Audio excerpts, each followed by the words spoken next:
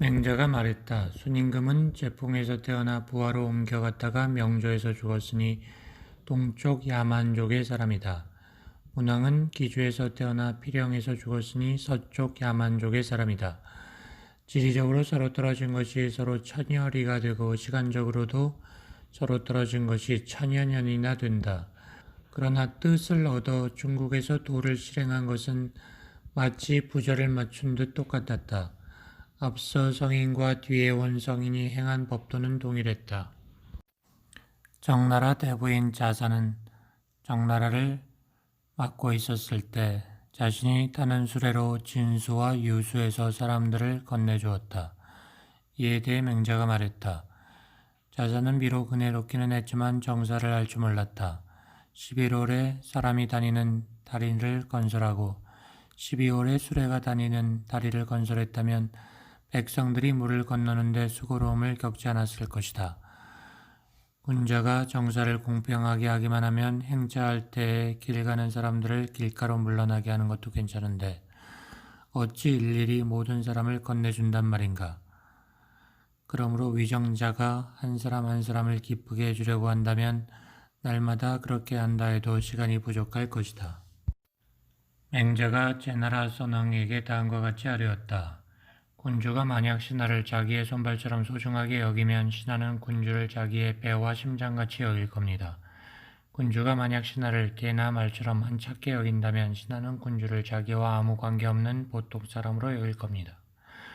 군주가 만약 신하를 흙덩이나 지푸라기같이 천하게 여긴다면 신하는 군주를 원수로 여길 겁니다. 왕이 말했다. 예법에 옛날에 섬기던 군주를 위해 상복을 입는다고 하는데 군주가 신하에게 어떻게 대해야 신하가 옛날에 섬기던 군주를 위해 상복을 입게 됩니까? 맹자가 말했다. 간언한 내용을 군주가 실행하고 건의하는 말을 군주가 받아들여서 군주의 은택이 백성들에게 미치도록 해야 합니다. 또 신하에게 어떤 일이 생겨서 그 나라를 떠나게 될 경우 군주는 사람을 시켜 그를 인도하여 국경을 넘게 하고 그가 도착할 곳에 먼저 사람을 보내어 그에 대해 좋게 소개를 합니다. 또 나라를 떠난 지 3년이 지나도 돌아오지 않으면 그제서야 그에게 내렸던 토지를 환수해야 합니다. 이것을 일러 3가지 예를 가주었다고 합니다. 이와 같이 하면 신하가 옛날에 섬기던 군주를 위해 상복을 입을 것입니다. 오늘날에는 신하의 간언을 실행하지 않고 건의의 말을 받아들이지 않아서 군주의 은택이 백성들에게 미치지 않습니다. 또 신하에게 어떤 일이 생겨서 그 나라를 떠날 경우 그를 붙잡아 놓고 가지 못하게 하고 또 그가 도착할 곳에 험담을 퍼뜨려 극도의 공공에 빠지게 만듭니다. 또 그가 나라를 떠나는 날로 즉시 그에게 내렸던 토지를 환수해버립니다. 이렇게 하는 사람을 일러 원수라고 합니다. 원수인 옛날의 군주를 위해 무슨 상복을 입는 일이 있겠습니까? 죄가 없는데도 선비를 죽이면 대부가 관직을 버리고 떠나갈 것이고 죄가 없는데도 백성을 죽이면 선비가 딴 곳으로 옮겨갈 것이다. 군주가 어질면 어질지 않은 사람이 얻게 되고 군주가 의로우면 의롭지 않은 사람이 얻게 된다. 예인 듯 하지만 사실은 진정한 예가 아닌 예와 의인 듯 하지만 사실은 진정한 의가 아닌 의를 대인은 행하지 않는다. 맹자가 말했다. 중용의 덕을 지닌 사람은 그렇지 못한 사람을 길러주고 재능을 지닌 사람은 그렇지 못한 사람을 길러주므로 사람들은 현명한 원로가 있는 것을 즐겁게 여긴다. 만일 중용의 덕을 지닌 사람이 그렇지 못한 사람을 내버려 두고 재능을 지닌 사람이 그렇지 못한 사람을 내버려 둔다면 잘난 사람과 못난 사람과의 거리는 한치도 되지 않게 가까워지고 말 것이다. 사람이란 하지 않는 것이 있은 후에야 무엇인가 하는 것이 있게 된다. 남의 나쁜 점을 말한다면 닥쳐올 후환을 어떻게 감당할 것인가. 공자께서는 너무 지나친 것은 하지 않으신 분이다. 대인은 말을 함에 있어서 반드시 남들이 믿어주기를 바라지 않고 행동함에 반드시 상응하는 결과가 있을 것을 바라지 않으며 오직 의로움이라는 기준에 따라서 말하고 행동할 뿐이다. 대인이란 어린아이의 마음을 잃지 않은 사람이다. 살아있는 부모를 봉양하는 것이 큰 일이 아니고 오직 죽은 부모를 장사 지내는 것이 큰일이다. 군자가 올바른 도로서 사물을 깊게 탐구해 들어가는 것은 스스로 체득하기 위해서이다. 스스로 체득하게 되면 사물을 대하는 것이 편안하게 된다. 사물을 대하는 것이 편안하게 되면 그것에서 취해서 축적하는 것이 깊어진다. 취해서 축적하는 것이 깊어지면 자신의 가까운 곳에서 이치를 탐구하여도 그 근본적인 이치와 만나게 된다. 그러므로 군자는 스스로 체득하기를 바라는 것이다. 폭넓게 배우고 자세하게 설명하는 것은 장차 핵심적인 요점을 말하는 것으로 되돌아오기 위해서이다. 손으로서 남을 복종시키려는 사람이 남을 복종시킬 수 있었던 경우는 없다. 손으로서 남을 길러주고 나서야 천하 사람이 복종할 수 있다. 천하 사람이 마음으로 복종하지 않는데도 통일된 천하의 왕이 될 수 있었던 경우는 없다. 말이 진실함이 없다면 상서롭지 못하다. 상서롭지 못한 말의 실질로는 남의 재능을 은폐하는 것이 그에 해당된다. 서자가 말했다. 공자께서는 자주 물을 찬미해 물이요 물이요 라고 하셨는데 물에서 어떤 점을 높이 산 것입니까? 맹자가 말했다. 근원을 가진 샘물은 솟구쳐 나와 밤낮으로 쉬지 않고 흘러가며 움푹 패인 웅덩이들을 다 채운 후에는 앞으로 나아가 사회에까지 이른다. 근원이 있는 것은 이와 같으니 공자께서 이 점을 높이 산 것이다. 근원이 없는 빗물의 경우 7, 8월 사이에 빗물이 모여 크고 작은 도랑들을 가득 채우지만 그것이 마르는 것은 서서 기다릴 만큼 금방이다. 그러므로 명성이 실제보다 지나친 것을 군자는 부끄럽게 여긴다. 맹자가 말했다. 사람이 금수와 다른 점은 지극히 미미한데 보통 사람들은 그것을 내버리고 군자는 그것을 보존한다. 순임금은 사물의 이치에 밝았고 인륜을 잘 살펴 인과 의에 따라 실천했을 뿐 인과 의를 억지로 실천한 것이 아니다. 맹자가 말했다. 우임금은 맛있는 술을 싫어하고 선한 말을 좋아했다. 당왕은 중용의 도를 굳게 지켰고 현능한 사람을 기용함에 출신을 따지지 않았다. 문왕은 백성을 마치 상처 입은 사람처럼 가엾게 여겼고 도를 바라보고서도 아직 보지 못한 듯이 여겼다. 우왕은 사람을 함부로 대하지 않았고 먼 곳에 있는 사람을 잊지도 않았다. 주공은 우, 탕, 문, 무의 덕을 두루 갖추고 그들이 했던 4가지 일을 실천하고자 했다. 그것들 중에 당시의 실천과 부합하지 않은 것이 있으면 하늘을 바라보며 생각하기를 낮부터 밤까지 계속하다가 다행히 깨닫게 되면 즉시 그것을 실행하기 위해 안전제로 날이 새기를 맹자가 말했다. 성스러운 왕들의 자취가 사라지자 시가 없어졌고 시가 없어지고 나서 춘추가 지어졌다. 진나라의 승과 초나라의 도을과 노나라의 춘추는 다 같은 성격의 책이다. 춘추의 내용은 제나라 황공과 진나라 문공에 관한 일이고 그것을 기록한 글은 사관의 문체이다. 공자는 그 속에 담은 의리는 내가 외람되이 취했다라고 맹자가 말했다. 군자의 영향도 5세대를 지나면 끝나고 소인의 영향도 5세대가 지나면 나는 공자의 제자가 될 수 없었지만 다행히 5세대가 지나기 전에 다른 사람으로부터 공자의 도를 배웠다. 맹자가 말했다. 자기 것으로 취해도 될 것 같지만 실은 취해서는 안 되는 경우인데 취한다면 청렴을 해치게 된다. 남에게 주어도 될 것 같지만 실은 주어서 안 되는 경우인데 준다면 은혜를 해치게 된다. 죽어도 될 것 같지만 실은 죽어서는 안 되는 경우인데 죽는다면 용기를 해치게 된다. 박몽이 얘에게서 활쏘기를 배웠는데 얘가 가진 기술을 모두 익히고 천하에서 오직 얘만이 자기보다 뛰어나다 생각해 얘를 죽여버렸다. 이에 대해 맹자가 말했다. 그렇게 된 데는 얘의 잘못도 있다. 공명이 같은 사람은 얘에게는 잘못이 없다고 했지만 잘못이 크지 않다고 할 수 있을 뿐이지 어찌 잘못이 없겠는가. 과거 정나라에서 자탁유자로 하여금 위나라를 침략하게 했는데 위나라에서는 유공지사를 시켜 그를 추격하게 했다. 자탁유자가 오늘 내가 병이 나서 활을 잡을 수가 없으니 나는 죽게 되겠구나 라고 하고는 과부에게 나를 쫓는 자가 누구냐 하고 물었다. 과부가 유공지사입니다 라고 하자 나는 살았다 라고 했다.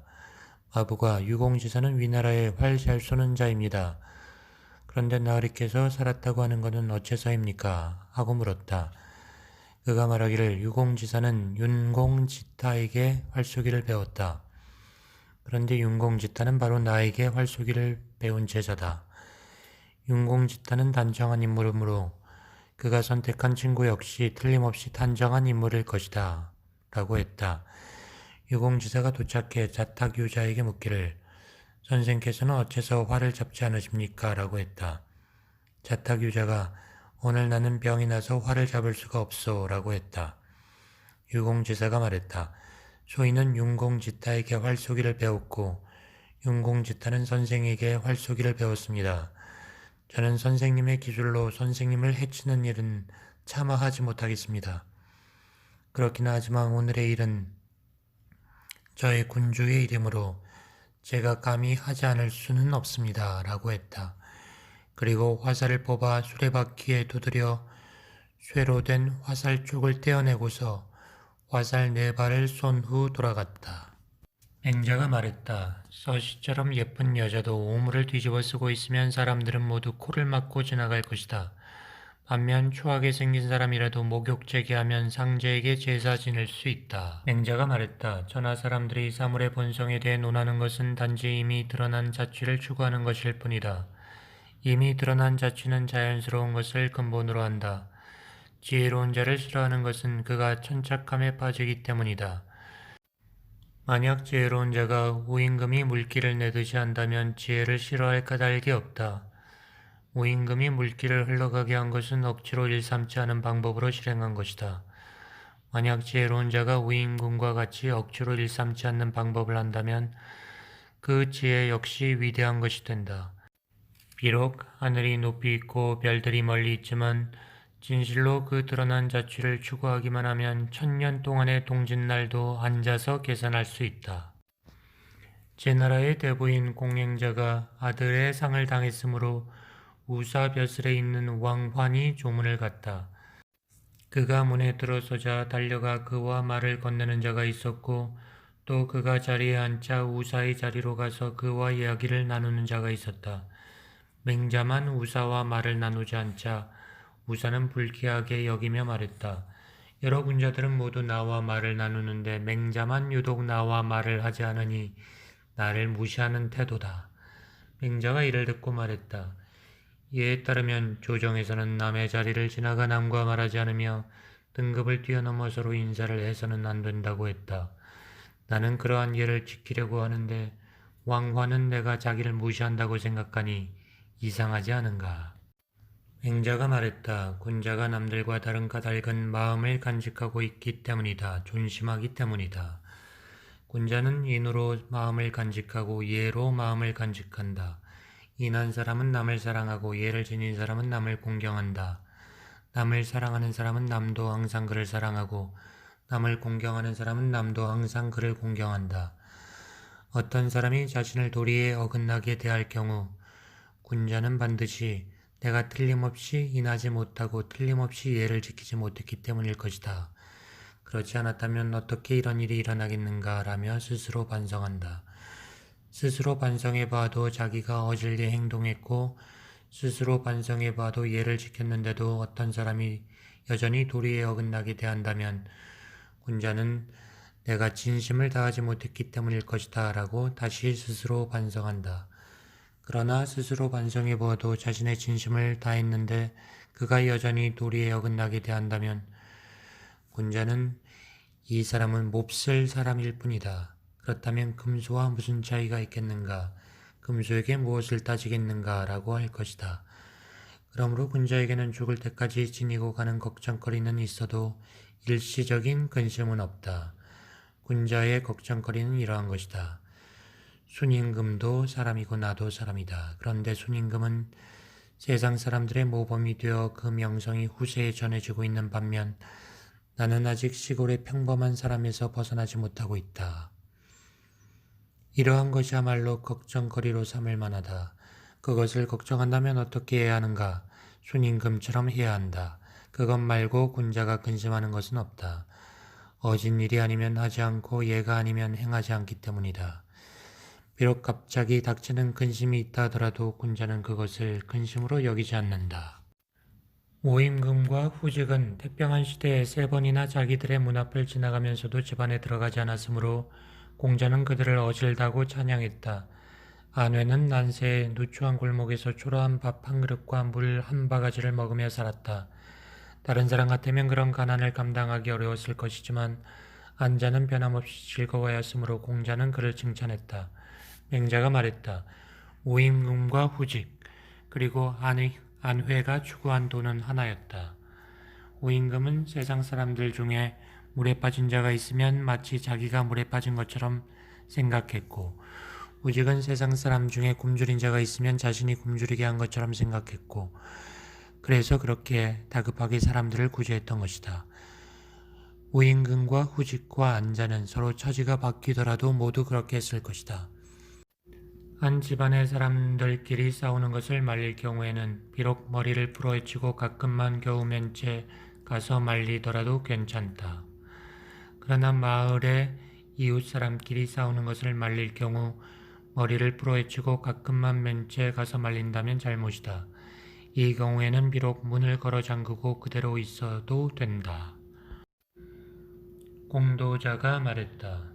광장에 대해 온 나라 사람들이 모두 불효한 자라고 하는데 선생님께서는 그와 교유하시고 게다가 이해를 갖추어 그를 대하시는 것은 어째서입니까? 맹자가 말했다. 세상 사람들이 불효라고 부르는 것에는 5가지가 있다. 제 몸을 나태하게 놀려 부모 복량을 거들떠 보지 않는 것이 첫 번째 불효다. 바둑 같은 노름에 빠지고 술 마시기를 좋아해 부모 복량을 거들떠 보지 않는 것이 2번째 불효다. 재물을 좋아하고 처자식만 편애해서 부모 복량을 거들떠 보지 않는 것이 3번째 불효다. 감각적 욕망을 거리낌 없이 추구해 부모를 치욕스럽게 하는 것이 4번째 불효다. 만용을 부리고 싸움을 일삼아 부모를 위험에 빠뜨리게 하는 것이 5번째 불효다. 광장이 이 가운데 어느 하나에라도 해당되는가? 광장은 다만 부자간의 관계에서 자식으로서 아버지에게 선행을 하도록 책망하다가 아버지와 뜻이 맞지 않게 되었던 것뿐이다. 선행을 하도록 책망하는 것은 친구 사이의 도리이다. 부자간의 선행을 하도록 책망하는 것은 부자간의 은혜를 크게 해치는 일이다. 광장이들 어찌 부부나 모자 같은 가족관계를 유지하고 싶지 않았겠는가. 아버지에게 죄를 지어서 가까이 갈 수 없었기 때문에 아내를 내보내고 자식도 내쳐서 죽을 때까지 그들의 봉양을 받지 않았던 것이다. 그의 생각으로는 이렇게 하지 않을 경우 그것은 죄를 더 크게 하는 짓이라 여겼던 것이니 이것이 바로 광장의 사람됨이다.